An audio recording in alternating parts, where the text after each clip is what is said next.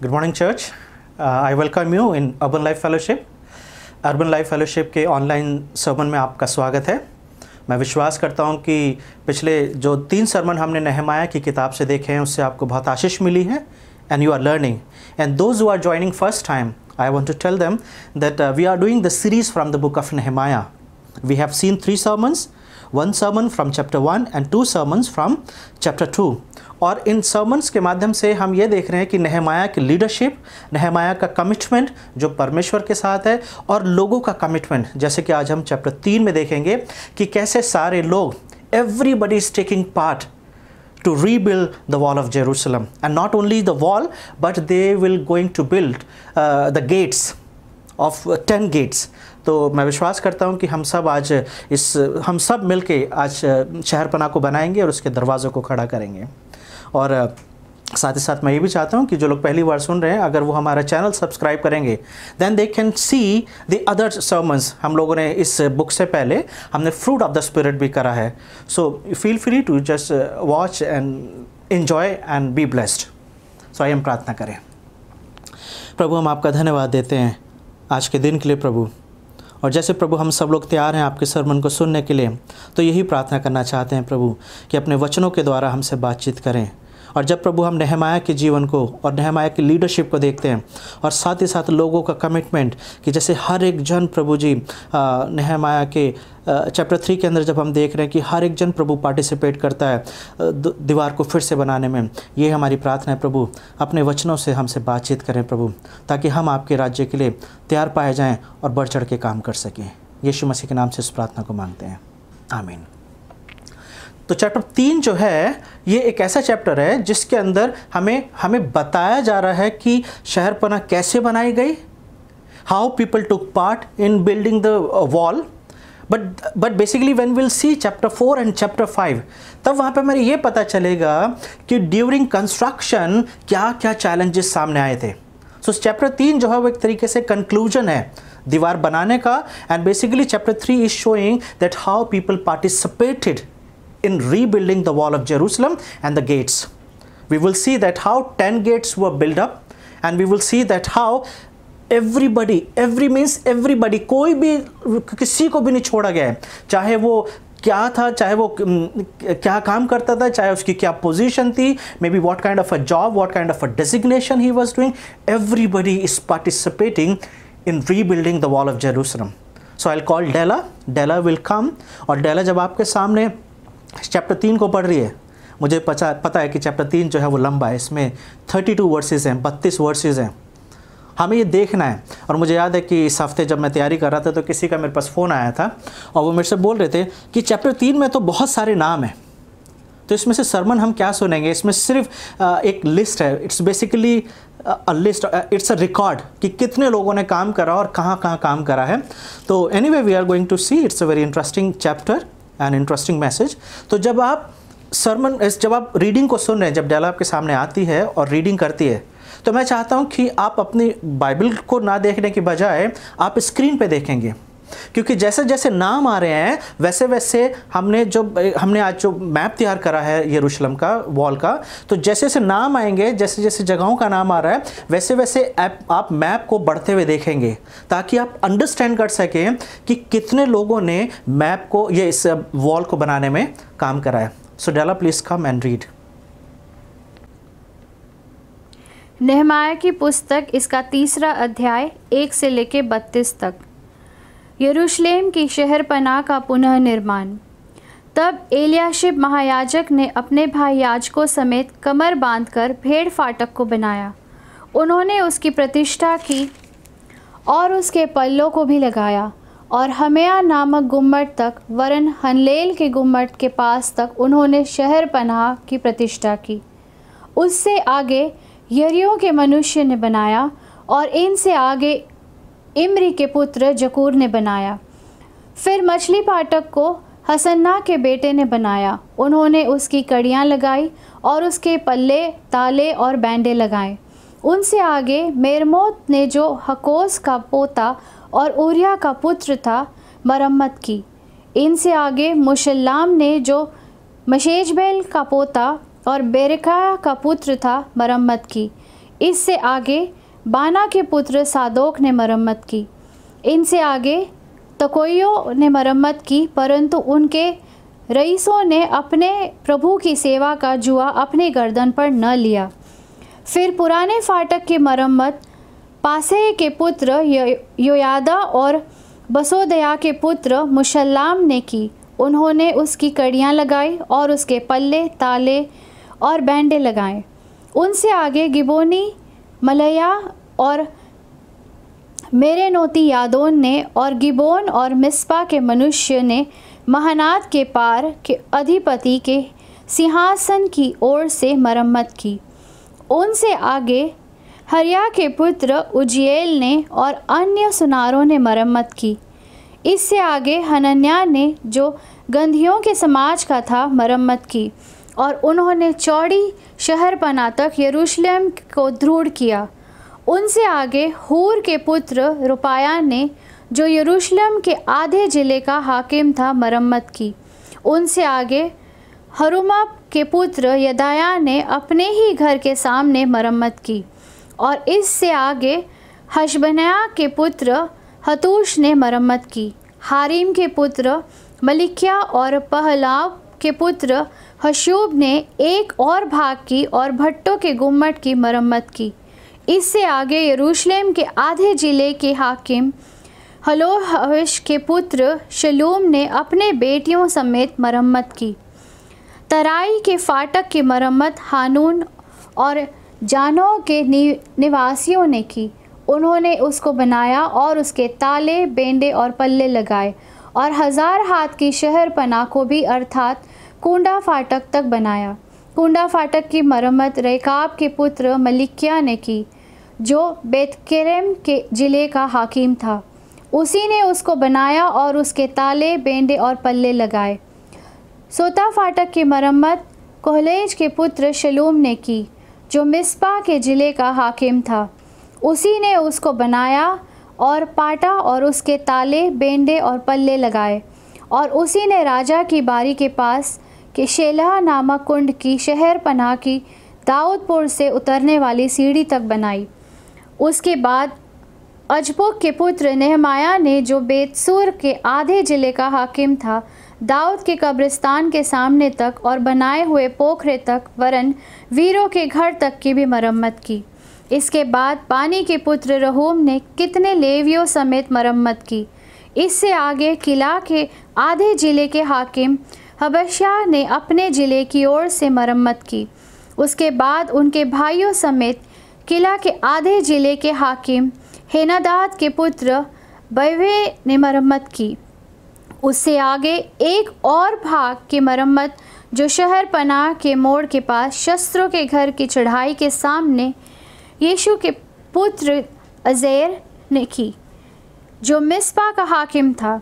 फिर एक बार भाग के अर्थात उसी मोड़ से ले एलियाशिब महायाजक के घर के द्वार तक की मरम्मत जबै के पुत्र बारूक ने तन मन से की। इसके बाद एक और भाग की अर्थात एलियाशाब के घर के द्वार से ले उसके घर के सिरे तक मरम्मत मरेमोत ने की, जो हाकोस का पोता और उरिया का पुत्र था। उसके बाद उन याजकों से मरम्मत की जो तराई के मनुष्य थे। उनके बाद बेनाइम ने हशूब ने अपने घर के सामने मरम्मत की और इनके बाद अजरिया ने, जो मासेया का पुत्र और अनन्या का पोता था, अपने घर के पास मरम्मत की।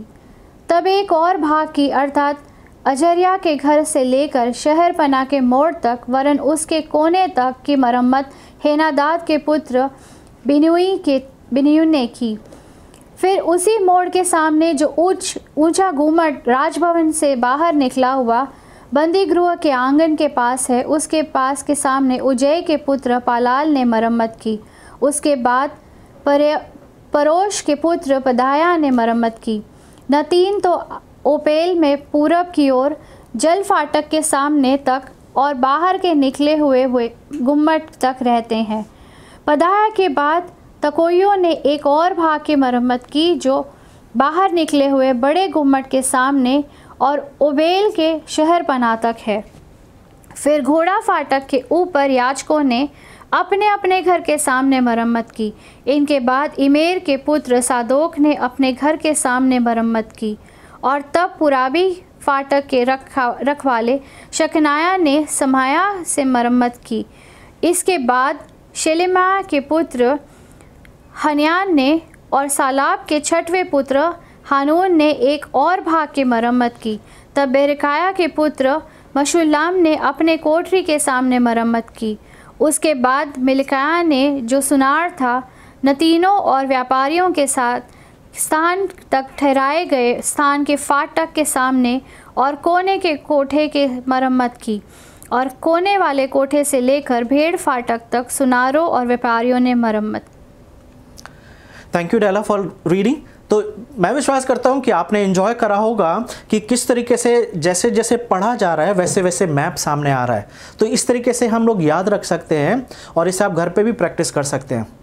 मैं आपको बता देता हूं, ये जो पूरा जो मैप आपने देखा है, इसका जो पूरा रेडियस है, इसका जो मेजरमेंट है, मुझे हैरानी की बात थी जब मैं इसको स्टडी कर रहा था और I wanted to know the measurement of the wall.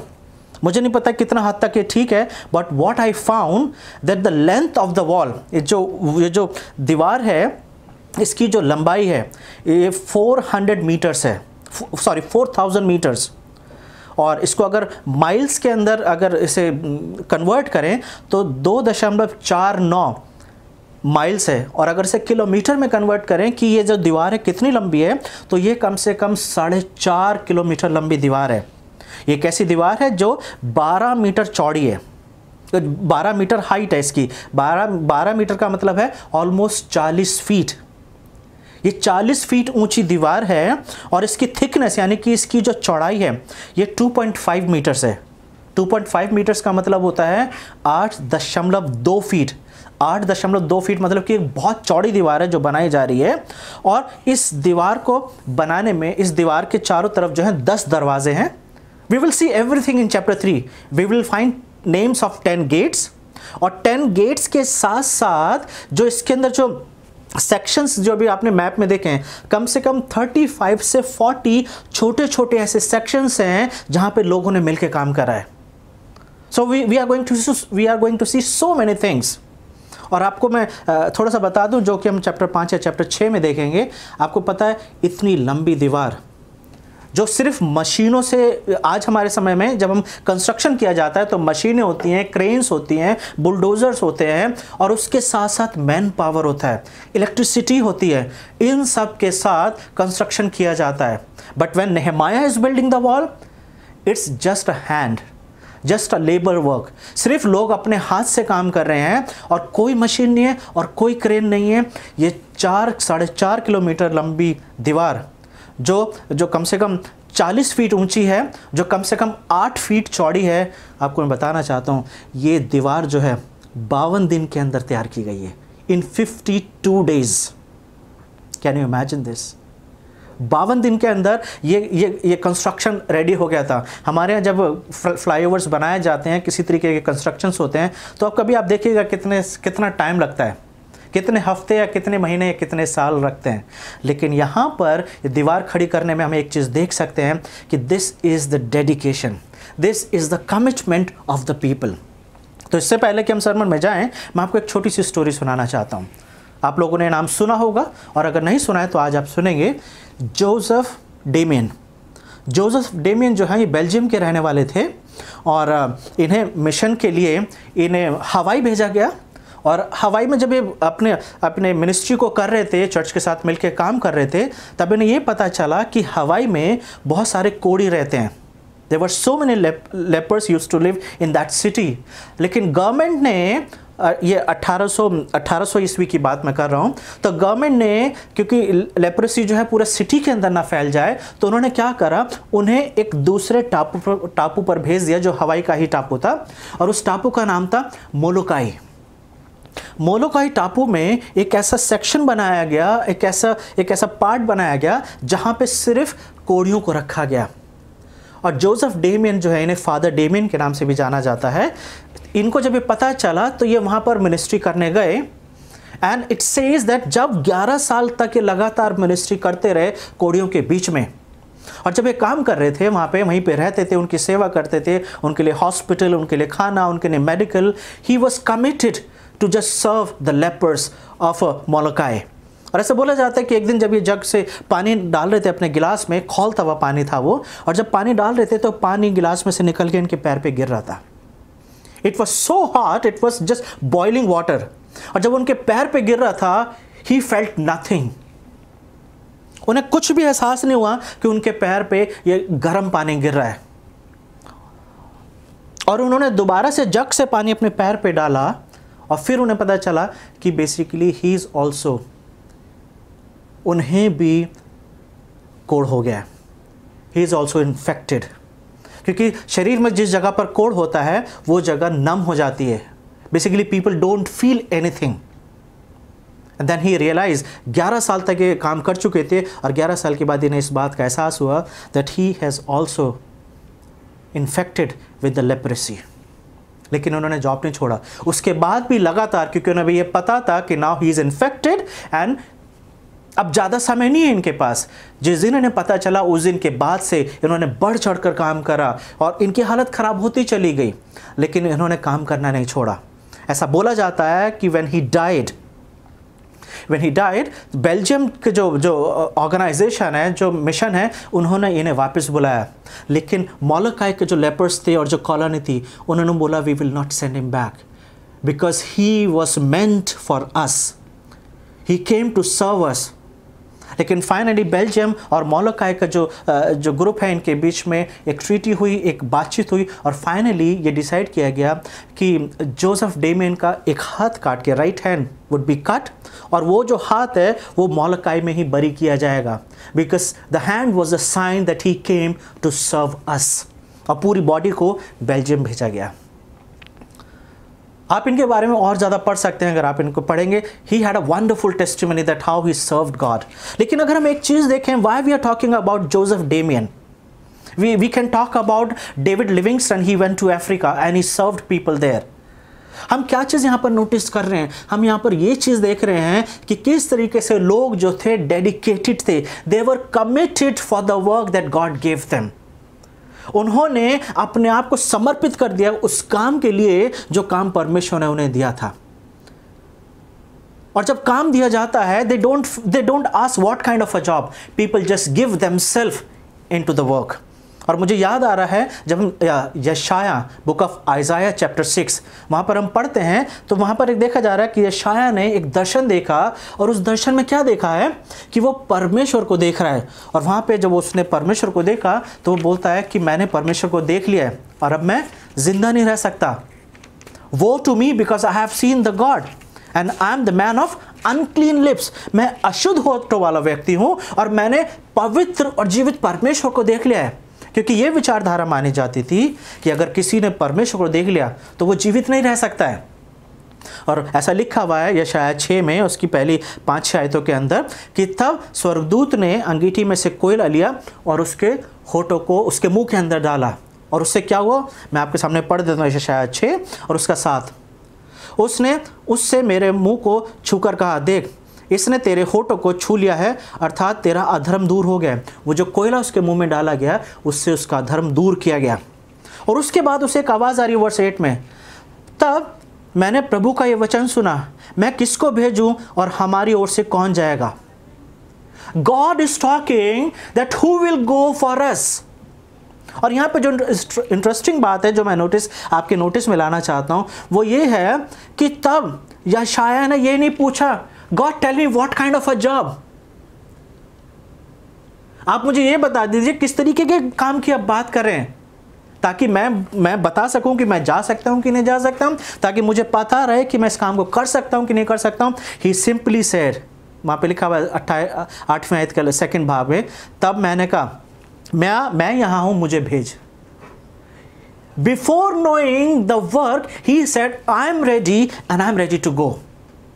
This is the commitment of godly people.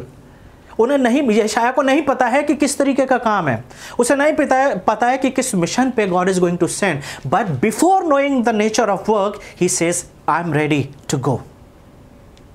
So when we are seeing chapter 3 of Nehemiah, we see the similar commitment of Nehemiah.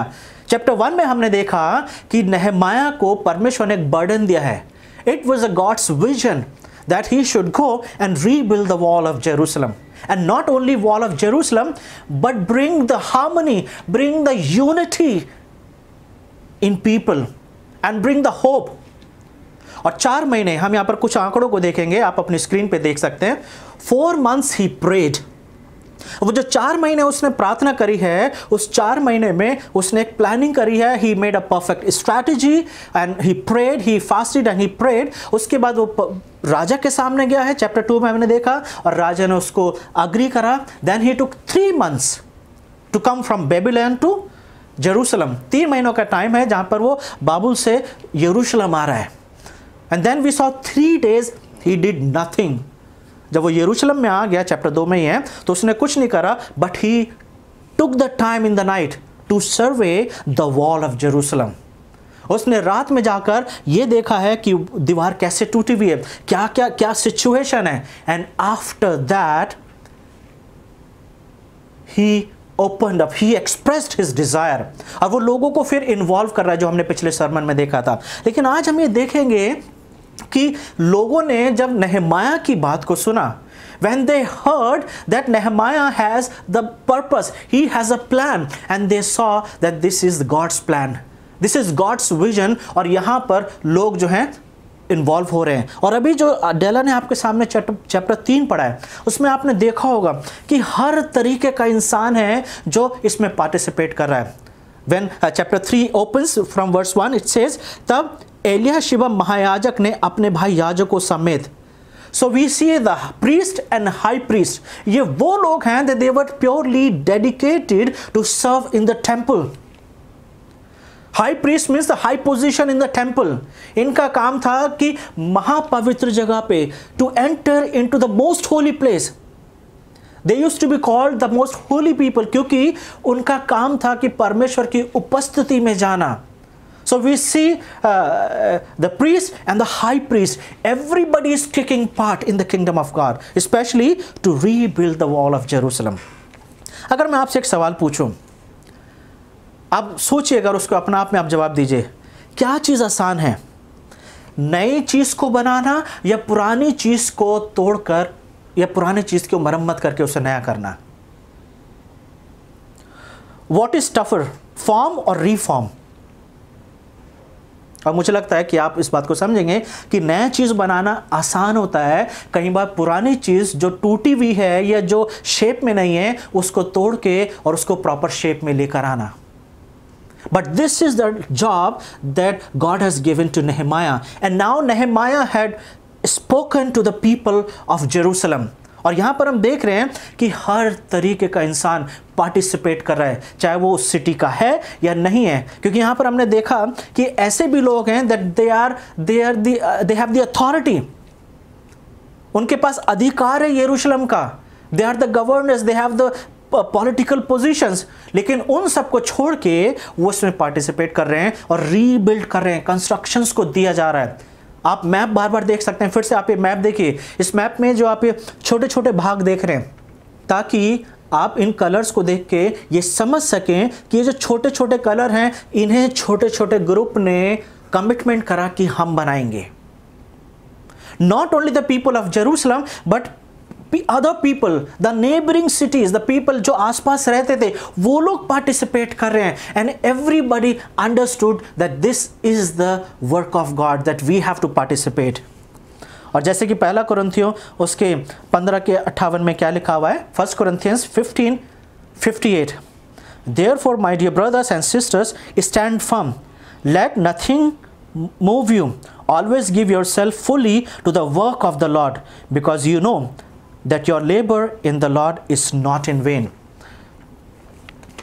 पहला कुरिन्थियों 15 का 58 यहाँ पे इस तरीके से लिखा हुआ है, इसलिए हे मेरे प्रिय भाइयों, दृढ़ और अटल रहो, अब प्रभु के काम में सर्वदा बढ़ते जाओ, क्योंकि यह जानते हो कि तुम्हारा परिश्रम प्रभु में व्यर्थ नहीं जाता है. They are not laboring in vain. Why these names have been given to us? क्यों ये नाम हमें दिए गए हैं? ये ऐसे नाम है कि कई नामों के बारे में हमने कभी पढ़ा भी नहीं है. We don't read about them. Anywhere else. कुछ नाम ऐसे हैं जो कि आसानी से पढ़े भी नहीं जाते हैं। क्यों ये नाम हमें दिए गए हैं?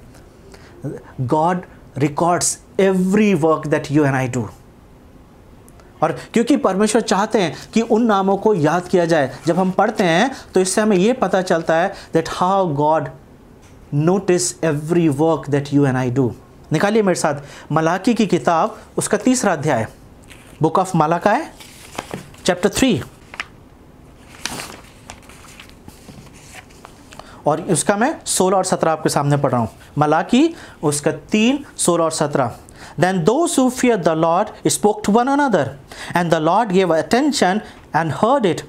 And a book of remembrance was written before him for those who fear the Lord and who esteem his name. This is the words that you and I have to remember.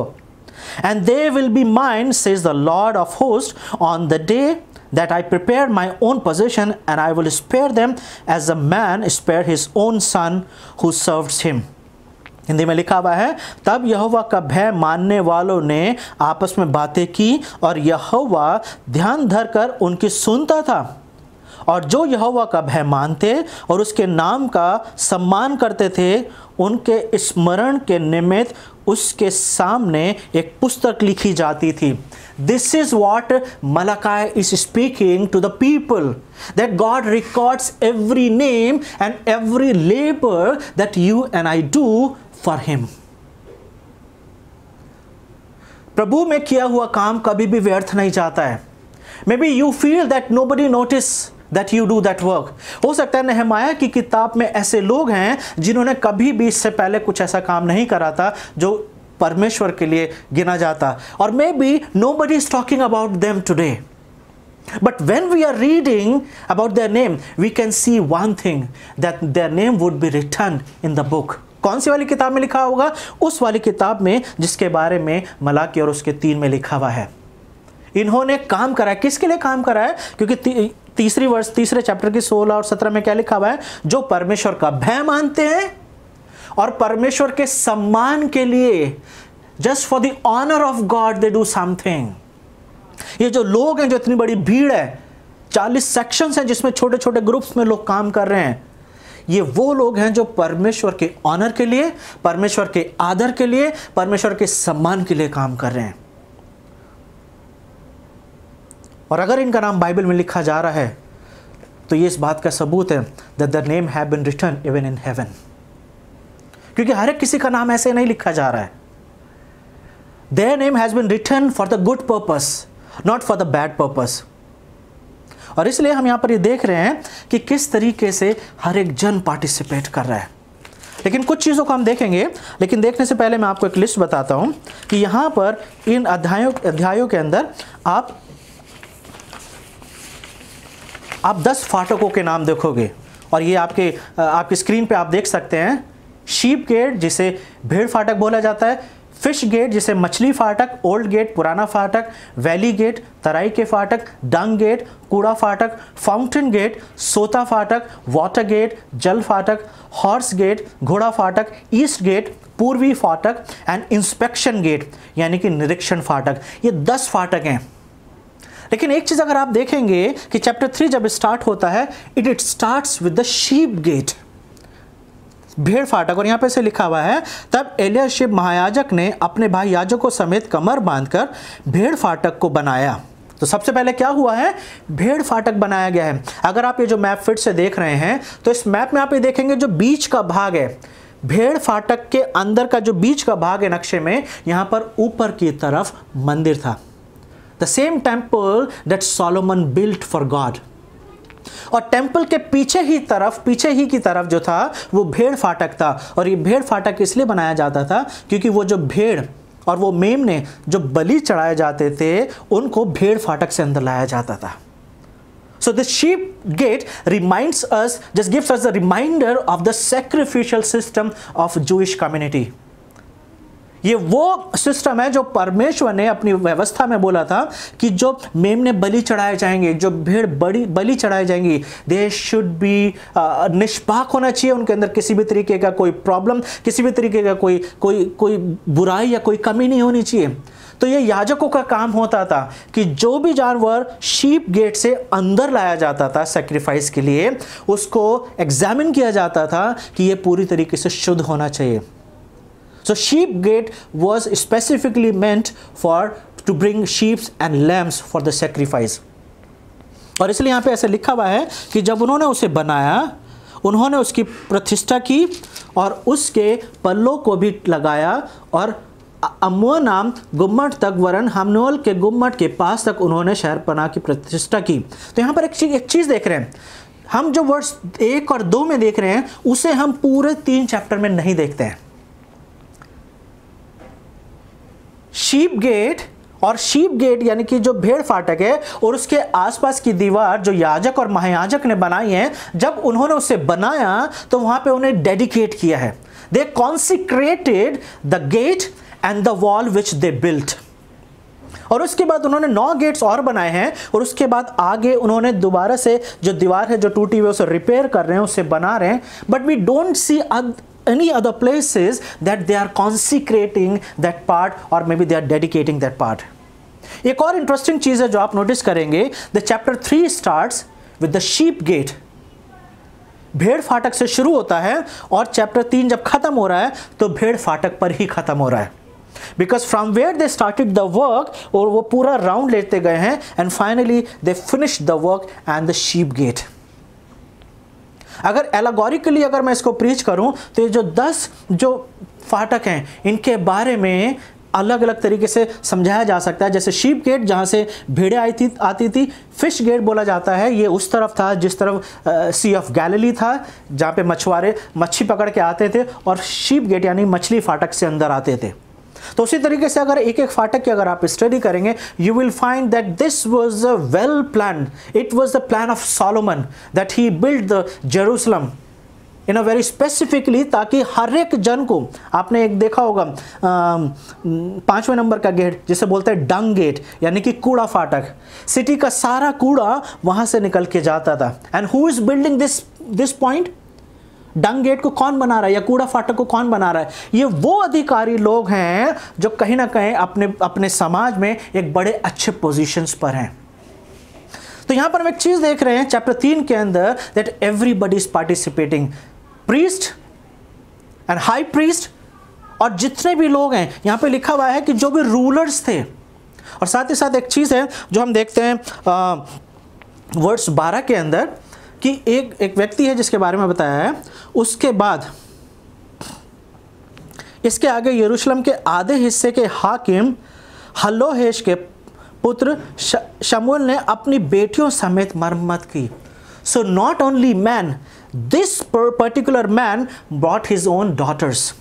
उसकी बेटियां भी participate कर रही हैं, बाकी जगहों पर नहीं कर रहे हैं, बाकी लोग अपनी फैमिलीज को लेकर नहीं आए हैं, but this particular man brought his daughters, अपनी बेटियों समेत मरम्मत कर रहा है। This is the commitment. लेकिन काम करने के तरीके को थोड़ा सा हम देखेंगे, जैसे कि वर्स 10 में लिखा हुआ है एंड वर्स 23 में लिखा हुआ है एंड वर्स 30 में। वर्स 10 में क्या लिखा हुआ है? उनके आगे हरूपम के पुत्र यदाया ने अपने ही घर के सामने मरम्मत की, और इससे आगे शबन्नाया के पुत्र हनुप ने मरम्मत की। और 23वें आयत में, उनके बाद बिन्यामीन और हबूब ने अपने घर के सामने मरम्मत की। यानी कि हमें ऐसे भी देखने को मिल रहा है कि कुछ लोग हैं जो शहरपनाह के पास ही रहते हैं, their house are just close to the boundary wall. तो वो क्या कर रहे हैं, वो कहाँ पे शुरू कर रहे हैं? As I said that everybody is participating in the building of wall. ये वो लोग हैं जो अपने घर के आसपास, क्यों? क्योंकि इन्हें पता है कि जब अटैक होता है, जब दुश्मन आता है, तो और जब वो बाउंड्री वॉल के पास आके अटैक करता है, तो जो आसपास के घर होते हैं वो सबसे पहले लपेट में आते हैं, वो सबसे पहले अटैक के अंदर आते हैं। So basically they are working in front of their house. And they are fixing the wall, और वो पूरी कोशिश कर रहे होंगे कि हमारे घर के आसपास की वॉल जो है उतनी मजबूत होनी चाहिए कि दुश्मन का कोई भी चीज़ हमारे घर को अटैक ना कर सके. So we see that some people, they are building the wall just close to their home, and some people they are going far.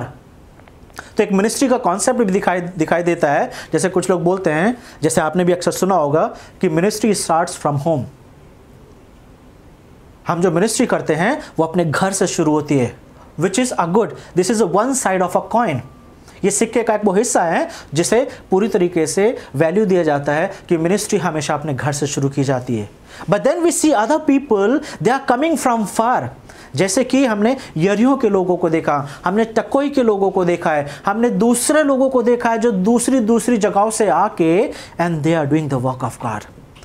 So it is good to start ministry from home, but it is also good to go somewhere else and do the ministry. जैसे यीशु मसीह ने बोला है कि जब तुम सामर्थ पाओगे तब सारे यरूशलेम में, यहूदिया में, सामरिया में और दुनिया के छोर तक मेरे गवाह ठहरोगे. प्रेरितों के काम उसका 1:8 में लिखा हुआ है. So ministry will start from Jerusalem, then it will go to Judea and then Samaria and then end of the world. तो मिनिस्ट्री घर से शुरू होना ज़रूरी है. इसलिए चैप्टर 3 जो है हमें वो पूरी पिक्चर दे रहा है मिनिस्ट्री की, that some people are working from home and some people going out. और जैसे मैंने आपको बताया कि we can see the team effort. लेकिन टीम एफर्ट कैसे शुरू हुआ? क्योंकि मैंने आज के सरमन को जो टाइटल दिया है वो टाइटल दिया है one heart and one mind. One heart and one mind. हर एक जन का एक ही लक्ष्य है. They have one heart and they have one mind. And what is that? To rebuild the wall of Jerusalem. जब हमारा लक्ष्य एक है और हम सबका इच्छा यही है कि हम सब मिलकर पार्टिसिपेट करें, क्योंकि बहुत अलग अलग तरीके के लोग हैं. 8वें वर्ष में क्या लिखा हुआ है? 3:8 में यहाँ पे ऐसा लिखा हुआ है, उनके आगे हरिया के पुत्र उजियाल ने जो अन्य सुनारों ने मरम्मत की, उसके आगे हनन्या ने जो गंधियों का समाज का था मरम्मत की. We see 2 different kind of people, goldsmith and perfumers. एक वो व्यक्ति है जो परफ्यूम्स बनाता है, एक वो व्यक्ति है जो सुनार का काम करता है, सोने चांदी की चीज़ें बनाता है. तो can you imagine gold Smith, एक सुनार क्या काम करेगा बिल्डिंग बनाने में? जैसे मैंने आपको शुरू में बताया, ये दीवार बनाने के लिए क्रेन्स नहीं है. एक सुनार जो है वो अपनी छोटी सी दुकान में बैठ के बहुत छोटे छोटे पीसेस का काम करता है. या परफ्यूम बनाने वाला जो परफ्यूम बनाता है उसका फंक्शन टोटली अलग है. But everybody is participating. कहाँ पर हमें देखते हैं ये वाला वर्स? अगर आप इफिसियों उसका 4 निकालेंगे, book of Ephesians chapter 4, and if you read from verse 11 to 13, वहाँ पे ऐसे लिखा हुआ है, He gave some as apostles, and some as a prophets, and some as evangelists, and some as a pastors and teachers for the equipping of the saints for the work of the service, to building up the body of Christ, until we all contain to the unity of the faith and knowledge of the Son of God, to a mature man, to the mature of the stature which belongs to the fullness of Christ. क्या लिखा हुआ है कि परमेश्वर ने सबको कोई ना कोई वरदान दिया है. किसी को पास्टरशिप का दिया है, किसी को इवेंजलिस्ट का दिया है, किसी को शिक्षा का दिया है, किसी को दूसरों को आगे बढ़ने का दिया है, किसी को सेवा करने का वरदान दिया है. और क्यों ये वरदान दिए गए हैं? Why the Holy Spirit has been given these gifts to the church? To rebuild, to build, to encourage, ताकि लोग जो हैं उनको तैयार किया जाए, उन्हें परिपक्व बनाया जाए, उनको सिखाया जाए. So एक चीज़ तय है, when we read the book of Nehemiah, everybody is ready and available to offer something. हर एक जन काम कर रहा है और सब अपने हाथों से उठा के काम कर रहे हैं. कुछ हो सकता है पत्थर देने का काम कर रहे होंगे, हो सकता है कोई पानी पिलाने का काम कर रहा होगा, हो सकता है कोई गारा या सीमेंट का काम कर रहा होगा, हो सकता है कोई लकड़ी लगा रहा होगा, हो सकता है कोई कुछ और काम कर रहा है. Everybody has something to offer. Do you think do you have something to offer in the kingdom of God? कई बार लोग ये बोलते हैं कि मुझे पता नहीं है कि मुझे करना क्या है. और जैसे Ephesians 4 बताता है, we all have given something to build up the kingdom of God. हम सबको कुछ ना कुछ ऐसा दिया गया है जिसके करने के द्वारा हम परमेश्वर के राज्य में शामिल हो सकते हैं, परमेश्वर के राज्य में काम कर सकते हैं। The only matter is that we have to make ourselves available. हमारे प्रोफेशन कुछ और हो सकते हैं, because not everybody is a pastor. हर एक जन याजक, हर एक जन पास्टर नहीं बनता है, हर एक जन इवेंजलिस्ट नहीं बनता है, हर एक जन सेवा करने वाला नहीं बन रहा है। But at the same time we have something to offer in the kingdom of God. आज चर्चेस को ज़रूरत है कि हम जितने भी यहाँ पर बैठे हैं, क्योंकि कई बार क्या होता है कि जब प्रीचिंग की बात की जाती है तो ऐसा लगता है कि ये तो सिर्फ पास्टर का काम है। इवेंजलिज्म की बात की जाती है तो ऐसा लगता है कि ये तो सिर्फ पास्टर का काम है। विजिटिंग की बात की जाती है तो अक्सर कंप्लेंट्स ये मिलती है कि पास्टर हमारे यहाँ विजिट नहीं करते। But when was the last time that you as a congregation, आप जो कलीसिया के जो लोग बैठे हैं, कब आप एक दूसरे के घर विजिट करने के लिए जाते हैं? क्या ये बाइबल में लिखा हुआ है that it is only the work of pastor that he should visit to the people? लोग भी पास्टर को विजिट कर सकते हैं। People can come and visit the pastor. So we see that everybody has something to offer in the kingdom of God. सिर्फ ज़रूरत ये है a willing spirit. जब तक हम अपने आप को परमेश्वर के साथ ट्यून नहीं करेंगे, मैंने एक जगह ऐसा लिखा है कि if you are praying Christian, faith and God will carry you. अगर आप प्रार्थना करने वाले मसीही हो, if you are a person, if you are praying Christian, faith and God will carry you. अगर आप अपना समय प्रार्थना में बिताते हैं तो आपका विश्वास और प्रभु आपको लेके चलेंगे।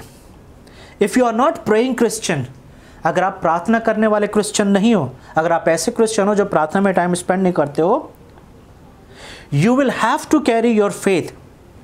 आपको कोशिश करनी पड़ेगी कि अपने विश्वास के द्वारा आप जियो, और एक दिन ऐसा आएगा कि आप अपने विश्वास को बहुत दूर तक नहीं लेके जा पाओगे। You will have to carry your faith and one day you will be exhausted of carrying your own faith. तो किस तरीके के क्रिश्चियन हम हैं? Can we say that we can identify ourselves with Nehemiah?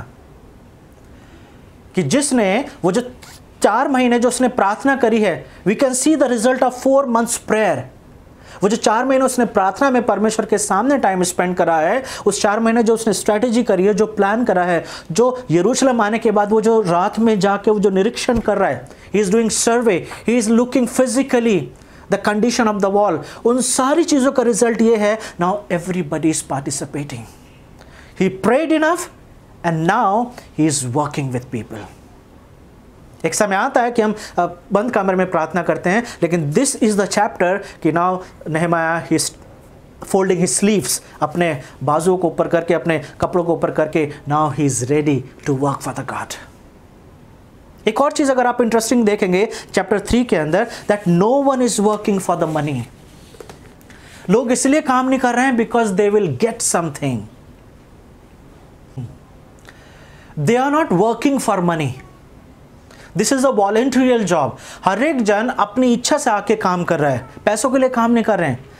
कई बार प्रॉब्लम तब आती है कि जब कोई काम सामने आता है, so we have one question in our mind, how much we will get, हमें मिलेगा कितना, क्या बेनिफिट हमें होगा। We are giving our time, we are giving our talent, हम अपना समय देते हैं, हम अपना ज्ञान दे रहे हैं, what we will get out of it. यहाँ पर लोग इसलिए काम नहीं कर रहे क्योंकि नेहमाया ने उन्हें इंसेंटिव बताया है कि अगर ये काम करेंगे तो उन्हें ऐसा मिलेगा या वैसा मिलेगा या उनके साथ कुछ ऐसा होगा। No incentives, no money involve, no any gifts, it's purely just a dedication, it's just a commitment. ये परमेश्वर की तरफ एक कमिटमेंट है, क्योंकि नेहमाया के विजन में लोग अपने आप को इन्वॉल्व कर रहे हैं। And it's not any more the vision of नेहमाया। सिर्फ नेहमाया का रोल नहीं है, ये सबका अब काम है। यीशु मसीह आए और उन्होंने बोला repent, the kingdom of God is near, मन फिराओ क्योंकि परमेश्वर का राज्य निकट है। सिर्फ 3 साल उन्होंने मिनिस्ट्री करी and then he gave this vision to the disciples. जो दर्शन, जिस दर्शन के साथ प्रभु यीशु मसीह आए ताकि रिकंसिलिएशन, पापी लोगों को क्षमा मिल सके और पिता के साथ उनका संबंध हो सके, उस दर्शन को उन्होंने चेलों को दिया। और इसीलिए प्रेरितों के काम उसके 1:8 में या मत्ती 28:19 में हम देखते हैं कि यीशु मसीह बोल रहे हैं, जाओ और सभी जातियों को चेला बनाओ। This is the vision that God pass on, that Jesus pass on to the disciples and now disciples has pass on to us. अब विजन जो है, क्योंकि कई बार ऐसा होता है when people die, vision also die. The vision has to remain. Vision जो है वो नहीं मरना चाहिए। और उसके लिए हमें क्या करने की जरूरत होती है? We have to commit ourself to God, ताकि हमारा नाम, जैसे मलाकी 3 में हमने पढ़ा है, हमारा नाम उन कामों के साथ लिखा जाए जिन कामों की इच्छा परमेश्वर ने आपके और मेरे लिए दी है। आप घर में बैठे हुए सिर्फ सरमन सुन रहे होगे और शायद आप ये पूछ सकते हो कि मुझे किस तरीके का काम करना है, what I can do. Chapter 3 में हम देखिए कि किस तरीके के लोग परमेश्वर के राज्य में काम करें, किस तरीके के लोग हैं that they are working for the honour of God. क्योंकि वो बिल्डिंग, वो जो दीवार खड़ी होगी, उससे परमेश्वर को महिमा मिलेगी, क्योंकि परमेश्वर के लोग प्रोटेक्ट होंगे, एक आशा उनके अंदर आएगी। तो आप भी किसी न किसी तरीके से परमेश्वर के काम में हिस्सा ले सकते हैं, क्योंकि जब हम परमेश्वर के काम में हिस्सा लेते हैं, परमेश्वर हमें अपने रिकॉर्ड में रखते हैं and then God rewards us. और कई बार रिवॉर्ड ऐसा होता है we don't get in this life. Some people they work to get reward, क्योंकि यहाँ पे इन लोगों ने काम करा, what they get we don't know. हो सकता है आप ऐसे व्यक्ति हैं जो कई सालों से प्रभु की सेवा कर रहे हैं, कई सालों से you are involve in the ministry and maybe you have not rewarded enough. We don't know when we will reward it, but we know one thing कि अगर इस लाइफ में हमें रिवॉर्ड नहीं मिल रहा है, then we have a greater reward in heaven। इसलिए कुरिन्थियों में लिखा हुआ है कि उस रिवॉर्ड के लिए हमें काम करना है जो imperishable है, जो कभी खराब नहीं होगा। The only one thing you and I have to do, we have to take part in the kingdom of God, no matter where you work, what profession, किस तरीके का काम आप करते हैं, किस तरीके के काम में आप इन्वॉल्व हैं, आप क्या कर सकते हैं। आप जो भी कुछ करते हैं वो सब परमेश्वर के राज्य में इस्तेमाल किया जा सकता है। द ओनली वन थिंग, इन लोगों में जिनका नाम यहाँ पर आया है चैप्टर 3 में, क्या चीज़ें कॉमन है? They are available, they are ready to serve God with their talents, with their gifts and with their profession. Goldsmith, it's profession, ये उसका काम है, सुनार का काम करना। परफ्यूम बनाने वाला, ये उसका काम है। आधे यरूशलेम के अधिकारी हैं, politically they have a strong big position, but they are participating in. आप भी परमेश्वर के राज्य के लिए इस्तेमाल किए जा सकते हैं। आज ज़रूरत है कि हमें अपने कंफर्ट जोन से बाहर जाने की, लोगों को सुसमाचार सुनाने की। We have to rebuild the people, we have to raise the wall of righteousness। वो धार्मिकता की दीवारें जो लोगों की टूट चुकी हैं, उन्हें खड़ा करना है। People need encouragement, people need nourishment, people need proper teaching, people need a spiritual friendship। आप दोस्त बन के किसी के जीवन में आत्मिक उन्नति ला सकते हैं। आप अपने आप को अगर अवेलेबल करें, ऐसे लोग हैं जिनके पास वचन नहीं पहुंच रहा है, ऐसे लोग हैं जिनके पास सुसमाचार नहीं पहुंचा है, ऐसे लोग हैं जो सीखना चाहते हैं but they don't have anybody। आज रिसोर्सेज की कमी नहीं है। आज जो भी रिसोर्सेज अवेलेबल हो सकते हैं, जो भी रिसोर्सेज की ज़रूरत है, एवरीथिंग इज़ अवेलेबल। हर एक चीज़ की ज़रूरत, हर एक चीज़ है। अगर कुछ नहीं है तो वही है कि maybe sometimes you and I are not available. हम अवेलेबल नहीं हैं। And maybe you are smart. मैं कितना भी टैलेंटेड हूँ, मैं कितना भी स्मार्ट हूँ, अगर मैं अवेलेबल नहीं हूँ, I am not good for God. Because God doesn't look for the perfects। जैसे पहले कुरिन्थियों उसके पहले अध्याय में और उसकी 26 से लेकर अगर 29 तक पढ़ते हैं, वहाँ पे उसने लिखा हुआ है, He has chosen the weakers, He has chosen the fools। उसने कमज़ोरों को चुना है ताकि बलवानों को लज्जित करे। उसने निर्बलों को चुना है, उसने मूर्खों को चुना है ताकि ज्ञान वालों को लज्जित करे। Just make yourself available for God, and I can tell you, God will take you the most high places। May God bless you। और ध्यान रखिए, जो स्टोरी मैंने आपको बताई थी स्टार्टिंग में जोसेफ डेमियन की, he made himself available। Available होने के बाद उसने उन कोड़ियों की बहुत सेवा करी है। रिजल्ट ये हुआ कि उसको कोढ़ हो गया, but death will come, death is certain. लेकिन आज भी जब जोसेफ डेमियन की बात की जाती है, he became a wonderful person of God. Even people when today talk about him, respectively they talk about him. So आई हम प्रार्थना करें, make yourself available. Father God, we thank you for this time of preaching. We thank you, Father, that once again you gave us reminder. एक बार फिर से प्रभु आपने हमें अपने वचनों से प्रभु हमें याद दिलाया कि हमें अपने आप को प्रभु आपके हाथ में देने की ज़रूरत है। हमें प्रार्थना करने वाले मसीही बनने की ज़रूरत है, ताकि प्रभु हमारे विश्वास में बढ़ोतरी हो सके, ताकि प्रभु हम आपके साथ अपने जीवन को बिता सकें और पल पल प्रभु हम आप में रह सकें। ये हमारी प्रार्थना है प्रभु कि जितने कानों ने आज आपके वचन को सुना है, जितनी आँखों ने आपके वचन को देखा है, हर एक जन पूरी तरीके से अपना आप को अवेलेबल करे आपके राज्य के काम में करने के लिए। प्रभु हम धन्यवाद देते हैं आपके वचन के लिए। यीशु मसीह के नाम से इस प्रार्थना को मांगते हैं, आमीन। मैं विश्वास करता हूँ कि आप हमारे वचनों से आशीषित हो रहे हैं। प्लीज़ दूसरों के साथ ज़रूर शेयर करें। मैं बार बार इस चीज़ के लिए इसलिए बोलता हूँ कि जैसे मैंने इस सरमन में भी बोला है कि रिसोर्सेज अवेलेबल हैं। हो सकता है जिसको आप इवेंजलाइज कर रहे हैं, जिसको आप डिसाइपलशिप कर रहे हैं, आप उनको ये सरमन भेज सकते हैं ताकि वो सुने और सीखें। और साथ ही साथ सब्सक्राइब ज़रूर करें। और अगर आपके पास कोई क्वेश्चन है किसी भी टॉपिक से लेके, खास तौर से जो हम पढ़ रहे हैं, नहमाया के चैप्टर 3 हमने आज ख़त्म करें, if you have any question you can write in comments और you can contact me. So thank you very much. Have a wonderful week. God bless you.